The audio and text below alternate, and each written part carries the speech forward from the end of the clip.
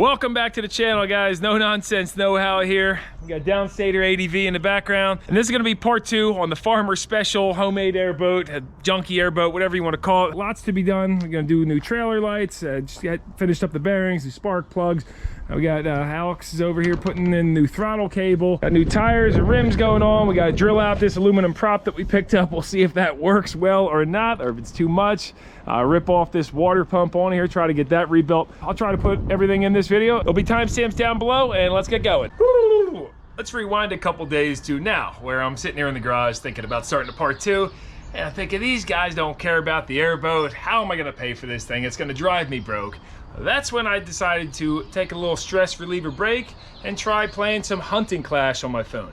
This game has got the most realistic graphics I've ever seen out of any mobile game, and you know, I don't play a ton of them, but I was just blown away. I mean, check this out. It really makes you feel like you're in the middle of Alaska somewhere with all the wild nature around you, and you don't even have to leave the comfort of your home. One cool thing is you're able to try out one of the most ancient traditions in humanity without actually taking a creature's life, and there's literally dozens of wild species to hunt. There's also weekly competitions and special events that you can join that'll help you dial in those marksmanship skills. So if Hunting Clash sounds like something you would enjoy, then consider checking out the link that'll drop down below, or use the QR code. You can use promo code HUNT_NNKH, which will get you 100 golds, 70 skill tokens, and 2 mythical lore cards, which is a value of $15. A big shout out to Hunting Clash for supporting people like me, rehabbing junky vehicles that probably don't deserve it. Let's get back to work now. So the original throttle cable was nylon coated and had a bunch of rust spots and fraying, and these little pulleys were broken apart, the nylon on that. Oh, we got new stainless pulleys on there and a super heavy duty aircraft cable, stainless. A little overkill, but we're gonna see if that works well since I had that already sitting around. Tossing this fresh set of AC Delco plugs in. Got a little anti-seize rubbed on the threads. Look at that, what a difference. These ones are so right of the part. Got them gapped at 35 thou. Gotta love it. This whole thing's held together with nothing but duct tape and good intentions, and then we got a 1/4 inch throttle cable. Go figure. Oh yeah. I got a set of plug wires for this too, but these work for now. I've got this little spark tester here and ran all 8 plugs through it, the old ones of course, and check it out. So that's idle right there, and I'm gonna try to focus for you guys. See the one on the left jumping the gap properly? The one on the right is jumping off to the side. I don't know how well you can see that. Is that a little steadier? There you go. The one on the left working, one on the right jumping off. That could explain the misfire. This oil pressure sending unit tube is bothering me. It's super rusted up, so I know I got a bunch of 1/8 inch brass MPT. We'll replace that.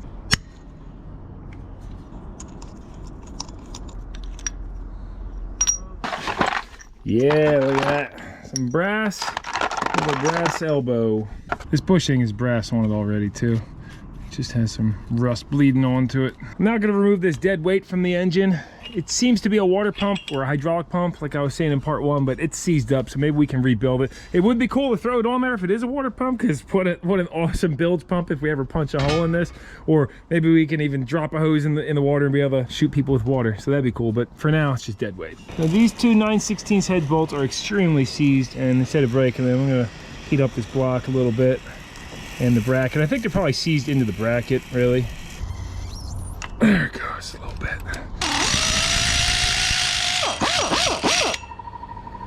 There she is. That one just broke off and I smashed my finger. That's okay. Hot bolts coming your way, buddy. What the? These 2 bolts pass through the water pump, and that's why that's leaking now. Probably a good idea to replace it. Wow, that is pretty heavy. Holy smokes. Look at that. Nice green coolant in there. We just need some shorter bolts since these were for that bracket. 3/8 size 16. Right there, perfect. Well, check this out. This is where the belt rode to power that pump there.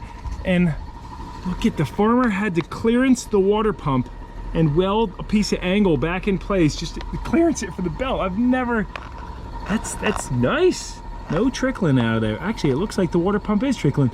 Yeah, we need a water pump, Alex. Even though the water pump's trickling out of the weep hole a touch, we're gonna leave it for now since it's easy to replace on the fly if we have to, and I'd rather see if the motor grenades the first time we take it out or not. I'm gonna grease up this ground strap right now too. These braided ones are nice, but if you don't grease them, they fall apart over time. You see this one's holding up good though.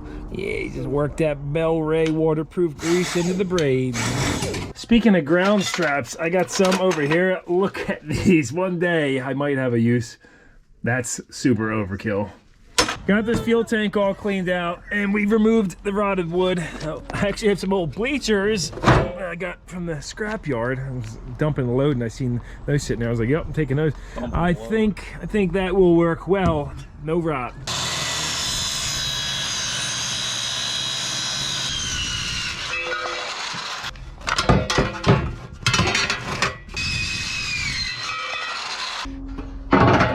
I was gonna screw this down with these long screws like so, and then I realized, why don't we just drill a hole in the top and then zip some screws right through there. And that way the screw heads aren't sticking up where the fuel tank's gonna be sitting. Treating this guy to some Chinese food for all his hard work. Got the trailer lights all wired up. I feel like I just snorted that. You kinda did. And Jen's gonna be helping out too. We get this airboat on the water soon, right? There you go, pro status. Ended up using some 1/4-inch legs because the smaller screws weren't cutting it.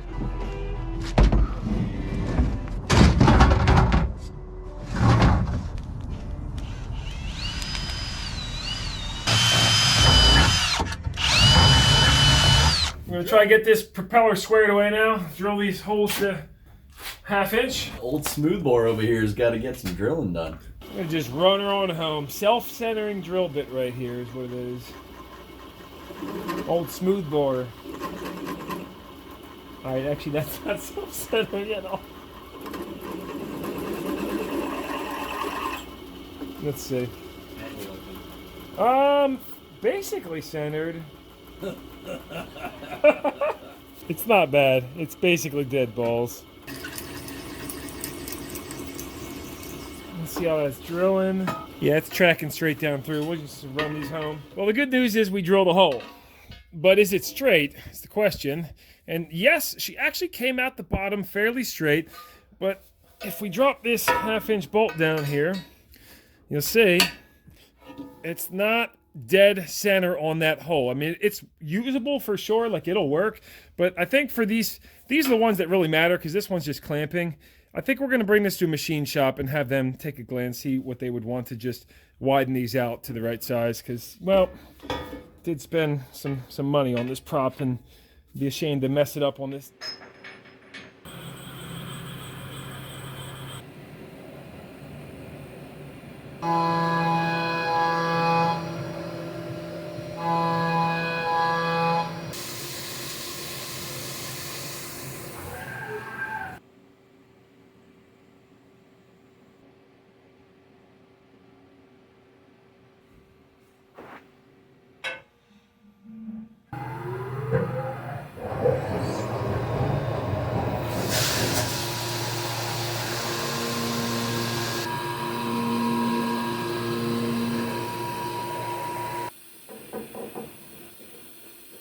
Machine work you just saw was done by John over at Exact Tolerance in Bristol, PA. I'll drop a link to his website down below.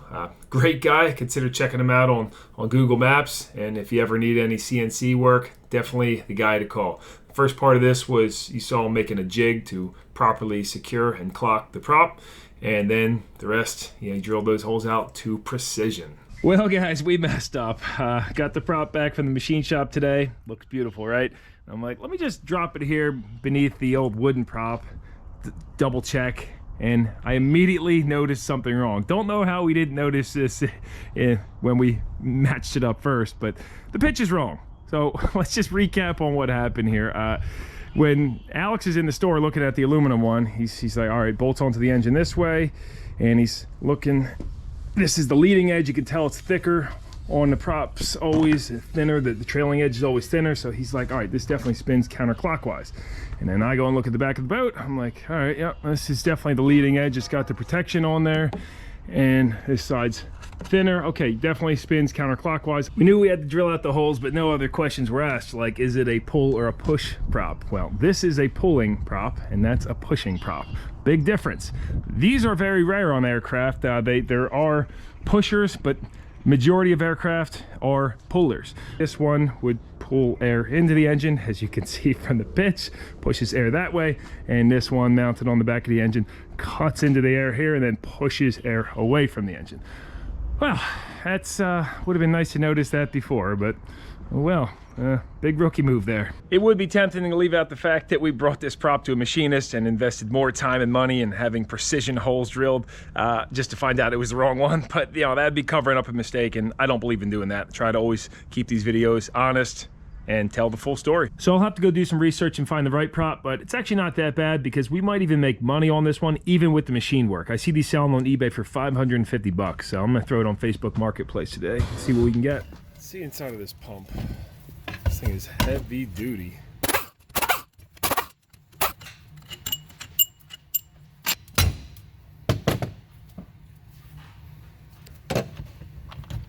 Cast iron center section.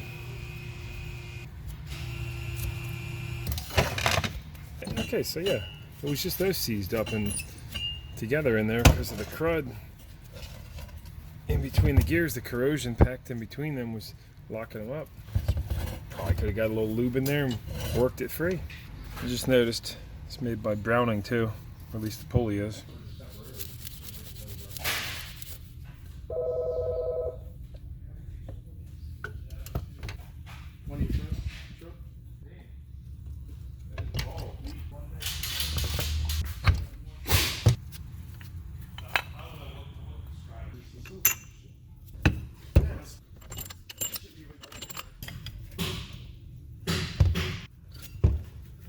Like new.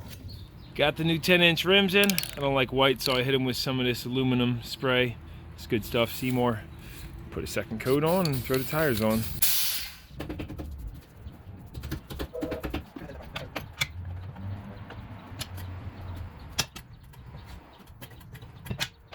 No need to balance a wheel this small, but I'm kind of curious.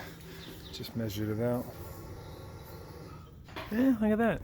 Nothing too exciting going on with this today, but parts are en route, and I think I'm gonna just go ahead around the entire boat and all these rusted bolts. Some I pull out and they're like paper thin, about to fall apart. Get rid of them all and go stainless on everything.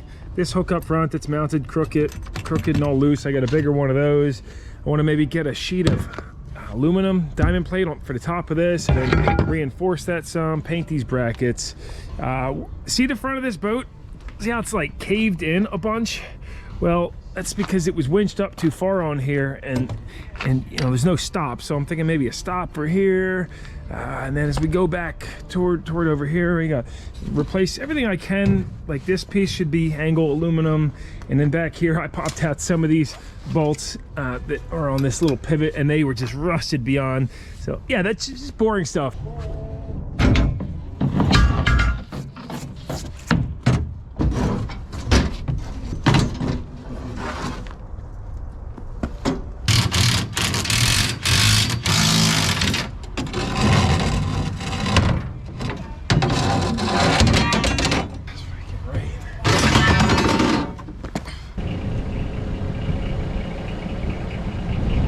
I'd like to just pull the boat back a touch.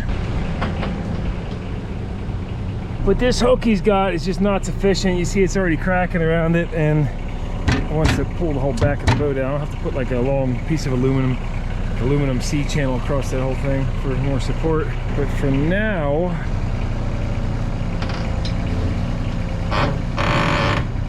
and well, we're off of there. You see how much that pushed in over time? I don't know if you guys can see it on camera, but that's jammed in a good like 3/4 inch, and we still got some tongue weight.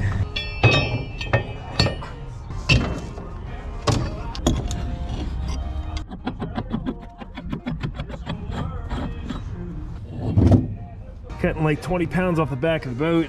What's that, like 7/16, half-inch plate maybe? Hey, yeah, half-inch plate. I'm gonna be putting this heavy-duty guy on the back. This is 5/8 stainless steel.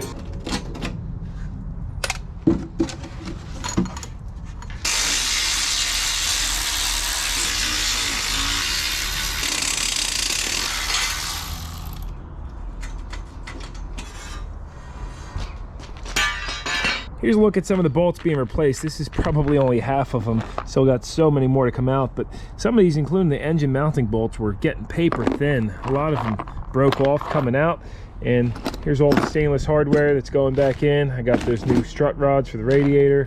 So it's really nice to get rid of all this rust and stuff and get freshy on there. Over on the front chair, we're gonna be painting the frame, replacing all the rusted hardware. And then these bottom legs rusted out where they contact the bottom of the boat. So I'm gonna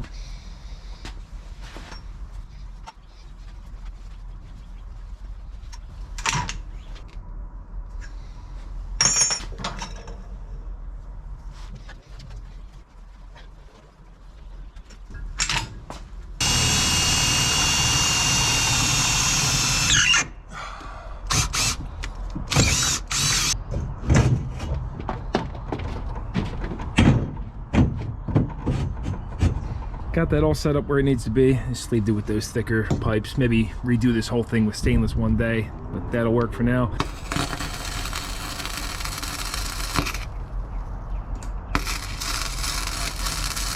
Like new. And go hit this with some paint and bolt her back down after replacing all the hardware with stainless. Generally not a good idea to paint galvanized because it'll just peel off eventually anyway, but should look good for a while.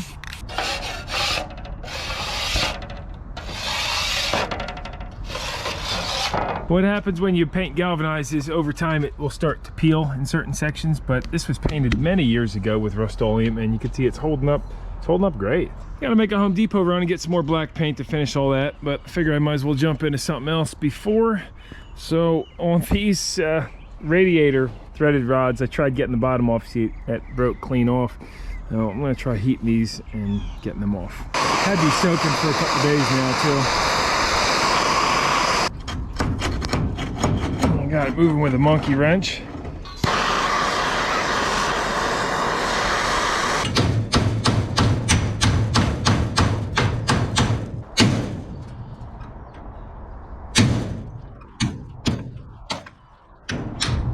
Oh, look at that. Should have taken the rad out. Son of a peach. What a mess. I ain't even gonna lie, getting that out was a pain in the butt. It's he must have built it in place and all the hardware was rusted and seized and broken bolts everywhere.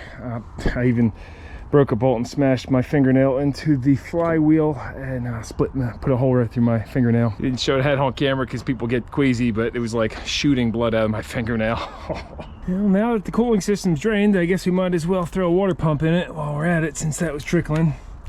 Just diving deeper and deeper.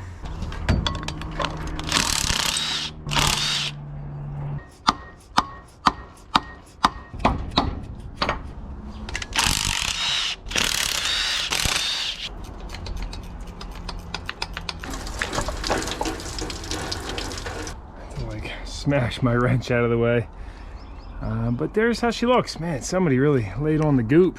And there's that little piece of looks like stainless steel angle that he welded onto there. Kind of cool. Before I tear this apart to clean off the deep rust, just a note to myself, I put grind marks right here, here, and up top, all on the port side front brackets, because you know when something's custom built like this, it's only going to go back together one way. And I gave this other side a little wiggle, that snapped right off too, so that only had less than a 1/4 inch of material holding it together.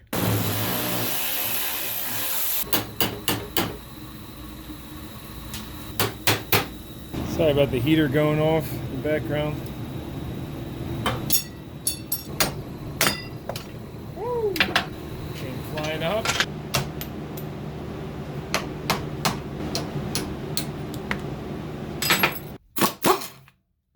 With the heavy rust and pitting on these, I'll just leave them overnight with some vinegar and should eat most of it away.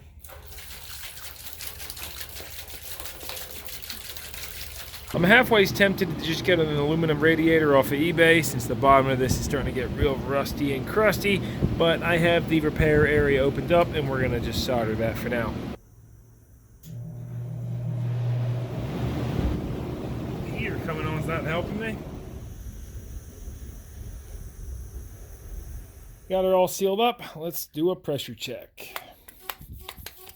Well, look at this. I can't even pump it up because it has another leak. I guess I don't feel as bad about hitting the rad with a hammer because it turns out these had to be repaired anyway. You know what? We're going to call it. This is a waste of time. And this was a blessing.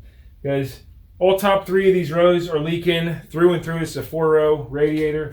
And when you flip it, listen. Like, I don't know if you can hear that, but both sides are just full of crud. The bottom's rusted. I just went on eBay. It's $200 for a new aluminum radiator, 4-core. So we're going to get that. You can take a peek at the inside too if you want. Pretty corroded in there. Oh, especially up at the top. But as you go down, it gets a little bit less. On the bottom bracket, it's a wonder these held on as good as they did with all this rust. Phew, it's ugly. I ended up bringing this and the rad from the Chevelle to the scrapyard next day. Got 70 bucks, not bad. A day later, and these parts are looking pretty much the same, but the guy commented about putting salt in the vinegar, which increases its acidity, because vinegar's a mild acid, and this makes it stronger, apparently. So I'm going to just pour 2 cups of salt in here, since it's about 2 gallons of vinegar, and we'll see how well that works. I was researching it. It seems to definitely do much better. Stir that up and we'll check this in another day or so. I'm gonna put this outside though because this creates hydrogen chloride gas, which is, I don't think, that healthy. I got Alex back over here this evening. We're gonna try to knock out a few things. Picked up a set of these Motor Meter Racing classic gauges off of Amazon. Drop a link to them down below. Quality seems pretty good at first glance, so I'll let you know how the installation goes. What I like is that they have plastic backs on them, and they say they're watertight, so nothing to rust and rot away on them. Unlike the gauges that came out, you see that rusted clean through. However, the older style brass ones, these are made in USA, Stuart Warner's. These are completely all brass with brass brackets. So I'll probably actually keep these just because it's kind of cool. They lasted that long and didn't get any moisture in them. Look at that, perfect fit in there. This will be a great test for these since they are completely exposed to the elements, and water will be definitely landing on here, sitting out in the sun too. So we'll see how they hold up. To secure them, they just come with these thread-on rings. Super easy.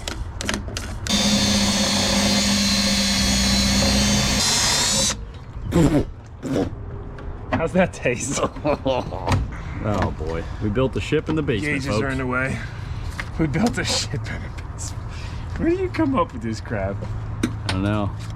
Brain works. Dude, I like how easy those come, even though that's gonna break. Yeah, that's cool. They come off super easy as we're going down the river. Sweet. Beautiful. Beautiful. All right, now get out of my way, please. Let's see. I think we're gonna drop the tachometer right here, and you can just use these as templates, which I'll use a hole saw bit. Seems the closest size I have is a Scotch 2 small, but that'll work. We can always file it out. Hey, you building a spaceship? Drill the damn thing.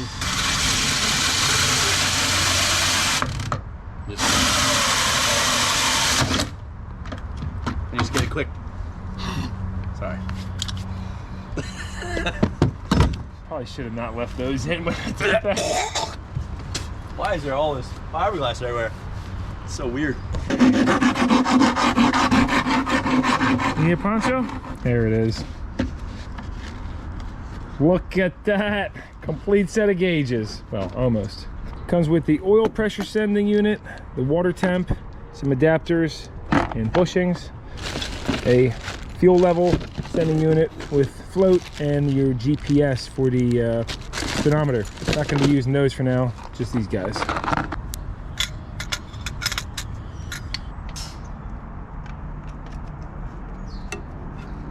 Let's see if this new water pump fits. Ba-boom. Look at that. Perfect fit. However, it probably would be a good idea to take this timing cover off so we can actually reseal in between it and the block. Clean that all up nice.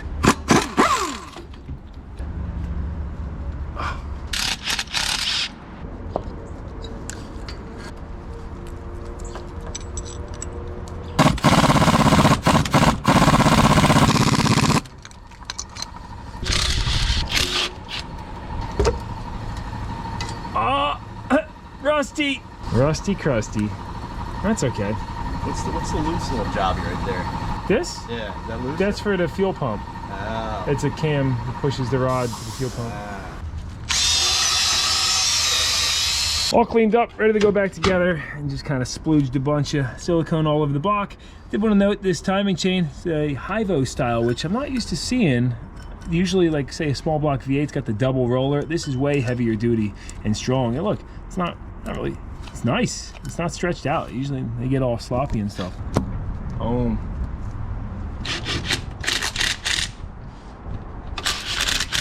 All splooged up with the silicone.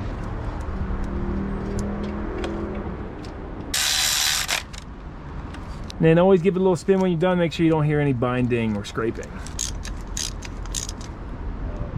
Some Loctite on the crank bolt and zipper on down. I'm not sure what the torque spec is. I'm gonna worry about that though. Little update, things were starting to come back together and now we've taken more off because I figure we can't have this shiny new seat up front without painting the full frame, the cage you got sitting back there. And I'm gonna paint this engine, I just pressure washed it and we're gonna go gold flake on it because I saw a picture of a Cadillac 500 engine that's gold plated online and I thought that looked pretty cool. So I figure while we're this far, we might as well dig a little bit deeper. And I'm not great with colors, but I'm thinking bright yellow on this frame, which I inspected it. It's structurally sound. So very excited to paint this and get it back on. I also took the vanes off the back so we can address this rot on the bottom, paint those. Should probably just replace these entirely, but I want to kind of stick with what the guy originally built on this. This threaded rod too is paper thin, so kind of glad that I took that off because, I mean, well, it would have lasted, but you can see that's just not very structurally sound. Oh yeah, look at that. $1 million paint job there. Looks like the original color was blue maybe, and then silver up here. Ooh, oh my God. This is gonna look so good. Come on now, that's looking pretty awesome right there. Actually, I don't think a yellow cage is gonna look good with that gold engine, so we'll just stick with black for now.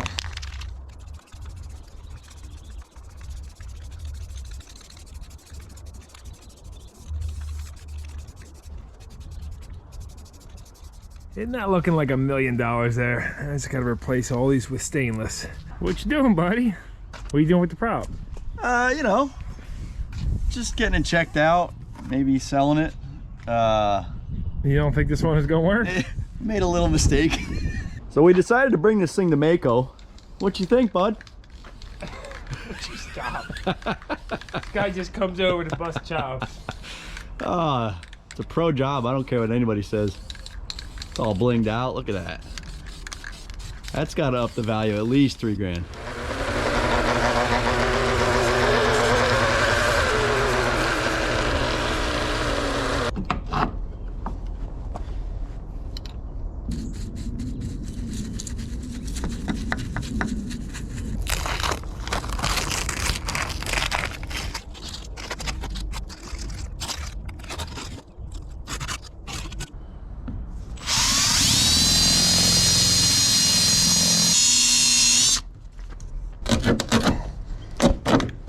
Oh yeah, there you go.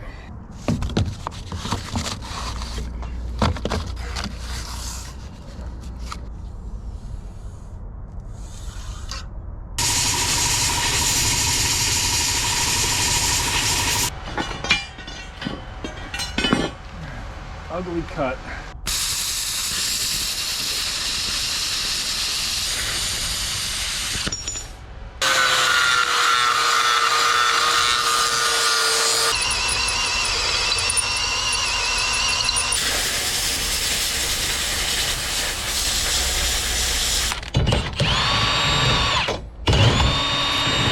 It's probably a little overkill, but I like the way it came out and it matches his theme on here. This 1/4" plate seal, I ran a tap through that. You got those 3A stainless bolts in it. This is a block of Trex, and yeah, that is gonna hold. This is much sturdier now. And for addressing this up front, I think we're gonna have to do some fiberglass work at some point, but I'm thinking if we just extend this up and then this rests right there, I think that'll work.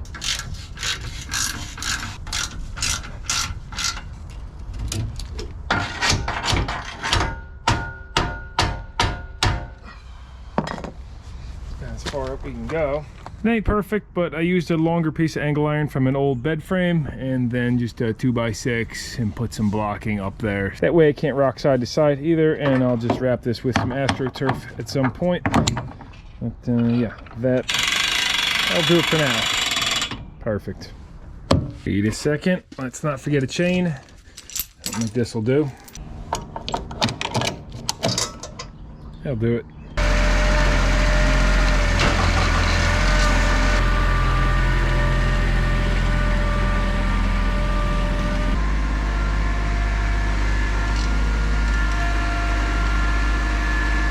She has earned a spot in the carport. It's supposed to rain in the next few days, and I figure this will be a much better place to be able to work on it. Keep that paint job looking fresh. And if we put the cage back on in here, not gonna be able to pull it out unless I cut that sheet metal, which I kind of been meaning to do anyway. Cut it even with the truss going across, since there's no support down here anyway. 2 days later, let's check on these parts. Wow, this does put off a lot of vapors with that salt in there. And this is what we're looking like. They don't look that much less rusty, honestly. But I guess let me neutralize them, clean them off, and then we'll go from there. After cleaning them up, they look a little bit better. Let me get my other camera. This is a better view. Shows still some rust on there and pitting that needs to be cleaned. And look at that table starting to get super rusty too from that acid. Instead of taking a wire wheel to them, I'm gonna try one more thing. This Blaster Metal Rescue. I'm told this is even better than vinegar. It comes as, you don't have to dilute it or anything. This is 1 gallon. So I'll throw them back in the pan. We'll give them another day, and I'll use this threaded rod piece that hasn't been derusted yet. We'll see how it does on that. And by the way, a huge shout out to Blaster because I am officially sponsored by them. After reaching out and telling them how much I love their PB Blaster, I use it all the time, they have sponsored the channel. So that is freaking awesome. Look at all these chemicals I got. Gonna be using these in all the future videos. So let's see how this rust bath does, and this will be, I think, a great example since we already used the vinegar and salt, and let's give it a go.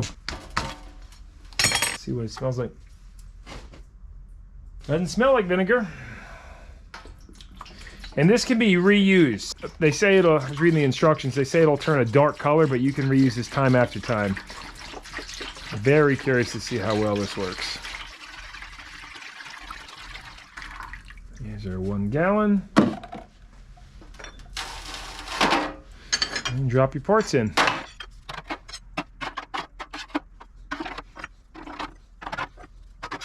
It says on the back for soak time, light rust up to 2 hours, moderate rust up to 8 hours, heavy rust 24 to 48 hours.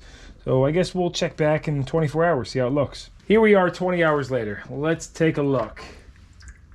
All right, well, they look pretty good. A little bit darker in color. They kind of turned blackish, but I don't see any rust on them at all. I'll get these out here and then I'll put a close up. Here's the one that I never dunked at all or had no cleaning at all done on it.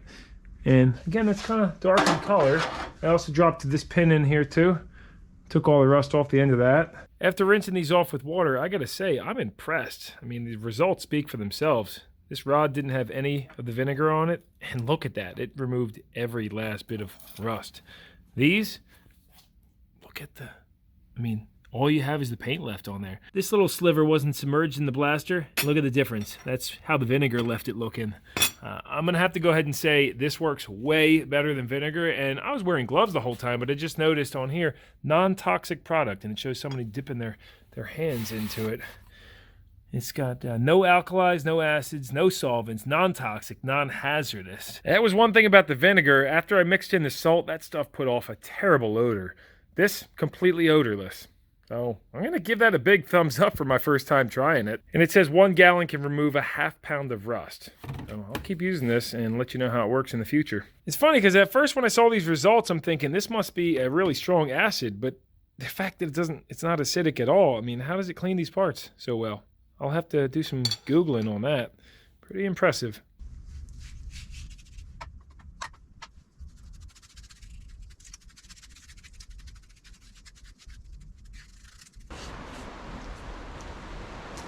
Well guys, it's a rainy evening and I'm getting ready to wrap up the part 2.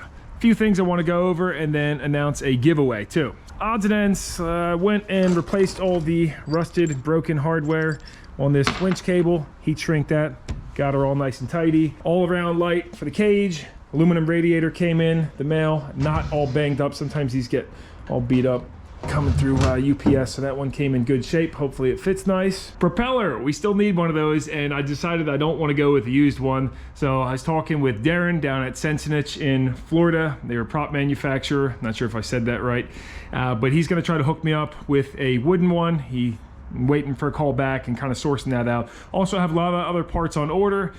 Now, if you haven't noticed already, look at these new LED lights I got on here. These are made by Nightlight 7-inch LEDs. They're the Nixman Pro series, and I gotta say, I'm in love with these things so far. Haven't even tried them out, which we'll wait till it's dark and then fire them up. But the cool part is they gave me a set to give away to you guys. These are not just your regular Mickey Mouse LED lights. These retail for, I believe it's $135 on Amazon. Premium quality, plug and play, waterproof connectors, has the relay and switch built in.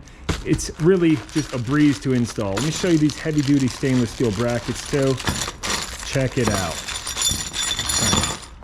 These are way heavier duty than what I'm used to seeing on any kind of, again, Amazon LED lights, but these are just a step above. Now, pro tip, when you're using stainless steel fasteners, you should always lubricate the threads with preferably like nickel anti-seize, or really anything, because what can happen if you don't do that is I zipped one of these on with an impact and I galled the thread, and once it galls, you cannot remove it without breaking the bolt. So always lubricate those threads. Now, if you'd like to win this set of LED lights, which, by the way, you have a great chance because I haven't mentioned giveaway at all in this video and just kind of plugged it in the end. So it's for you guys who have watched the video through, which I greatly appreciate.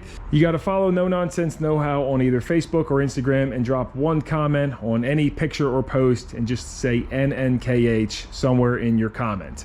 And then in 7 days, I'm going to pick a random winner from either Facebook or Instagram. I'm actually going to flip a coin to decide which one to pick it from.